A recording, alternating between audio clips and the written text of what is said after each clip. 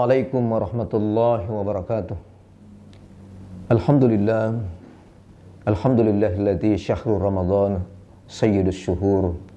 Syahrun kataballahu alaikum siyamuhu. Assalatu wassalamu ala Rasulillah wa ala alihi wa ashabihi ajma'in, amma ba'du.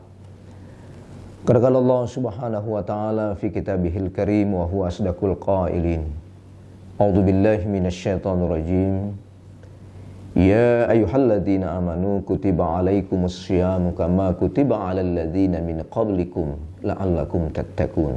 Shadaqallahul azim. Para pemirsa As-Saada Channel yang dirahmati Allah Subhanahu wa taala.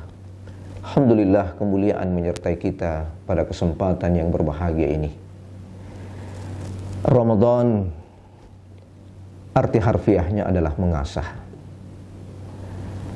Kita benar-benar mendapatkan sebuah tempat terbaik bagi kita untuk menempah, memperbaiki dan menatah diri kita.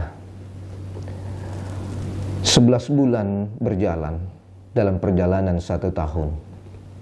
Kita seakan-akan liar tanpa ada aturan yang begitu ketat yang mengatur kita. Hal ini yang menyebabkan kita menjadi pribadi yang tidak mampu mengontrol nafsu syahwat kita. Sehingga yang terjadi, kita menjadi manusia yang kehilangan identitas diri kita. Olehnya itu, kita bersyukur Allah menganugerahkan kepada kita 1 bulan yang bernama Ramadan. Satu ayat Allah di dalam Al-Quran surah Al-Baqarah ayat 183 telah menggambarkan kepada kita tentang sebuah amalan ibadah yang kita tunaikan pada bulan Ramadan ini, yang ternyata amalan ibadah tersebut adalah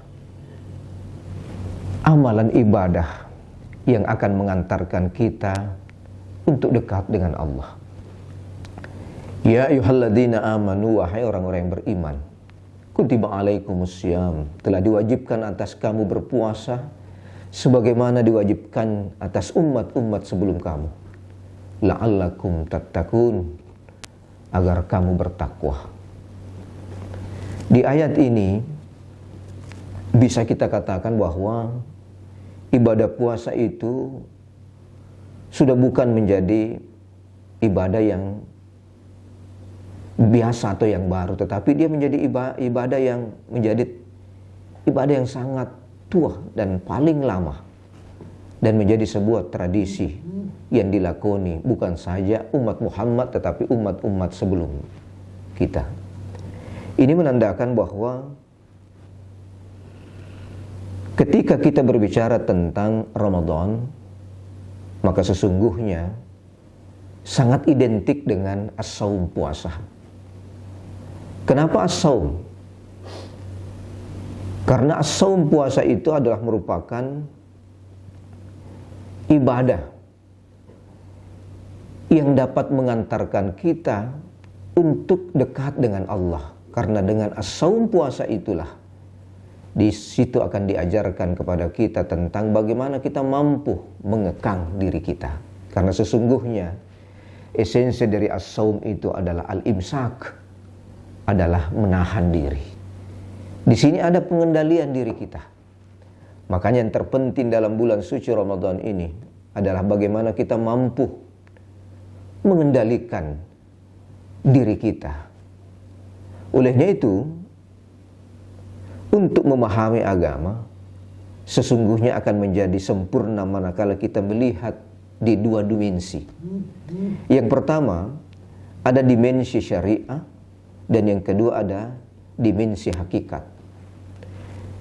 Dimensi syariat yang kita lakukan dalam bentuk amalan ibadah pada bulan Ramadan ini, diantaranya adalah as-saum, puasa.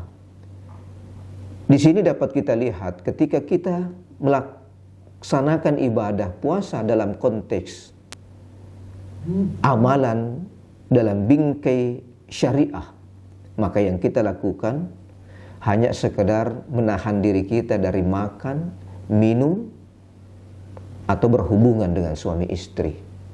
Itu esensi puasa dalam konteks dimensi syariahnya. Tetapi ketika kita berbicara tentang puasa dalam dimensi hakikat, maka sesungguhnya inilah yang paling pokok dan paling esensi yang harus kita perjuangkan pada bulan Ramadan ini. Karena ketika kita berbicara tentang puasa dalam dimensi hakikat, maka sesungguhnya yang kita pahami adalah substansi, esensi dan nilai terdalam dalam ibadah puasa itu sendiri. Kita merasa sedih, para pemirsa yang dirahmati Allah, tatkala kita melihat ibadah puasa itu di tengah-tengah umat kita hanya sekedar menjadi amalan ibadah yang hanya sekedar untuk menggugurkan kewajiban. Tetapi nilai esensi dari puasa itu yang tidak ada. Apa yang terjadi? Sebagaimana yang disabdakan Rasulullah sallallahu alaihi wasallam, "Rubba sha'imin hadduhu min siyamihi illal ju'i wal atash." Begitu banyak orang yang berpuasa, tetapi apa yang dia dapat? Yang dia dapat adalah lapar dan dahaga saja. Kenapa? Karena di mindset pemikiran mereka, memang puasa itu hanya sebatas ibadah penggugur dari syariahnya saja. Tetapi apa yang terjadi? Esensi dari puasa itu yang sebenarnya adalah bagaimana dia mampu memahami nilai terdalam dari makna puasa itu. Kita melihat fenomena yang terjadi di tengah-tengah umat kita pada saat pelaksanaan ibadah puasa. Nampak kita lihat seakan-akan puasa itu hanya sebatas berjamaah. Amalan-amalan ibadah itu hanya sekedar berjamaah saja. Tetapi esensi dari ibadah itu yang tidak ada. Yang muncul di pikiran umat kita hanya sebatas apa yang menjadi menu buka puasa sebentar. Apa yang menjadi menu pada saat sahur sebentar. Sehingga yang terjadi mereka tidak mampu mengontrol emosi syahwat mereka yang berlebihan. Sehingga yang terjadi ketika kita melihat di tong sampah, nampak di situ makanan-makanan yang sesungguhnya makanan yang masih baik, tetapi di situ di tempat sampah terbuang percuma begitu saja. Kenapa? Kita belum mampu mengendalikan emosi syahwat perut kita. Karena ketika mereka berpuasa hanya sebatas menggugurkan kewajiban berpuasa dalam kurun waktu hanya beberapa jam saja. Tetapi pada hakikatnya ketika selesai puasa itu, maka dia kembali mengumbar nafsu syahwat perutnya. Bahkan yang terjadi hanya berapa suap, hanya berapa teguk yang bisa dinikmati. Tetapi pada kenyataannya justru yang lebih banyak terbuang di tong sampah, di tempat sampah. Begitu banyak sifat-sifat kemubasiran yang terjadi. Inilah sebenarnya kekeliruan yang kita alami sekarang ini ketika hanya memahami puasa dalam konteks dimensi syariah, tetapi kita tidak memahami puasa dalam dimensi hakikat.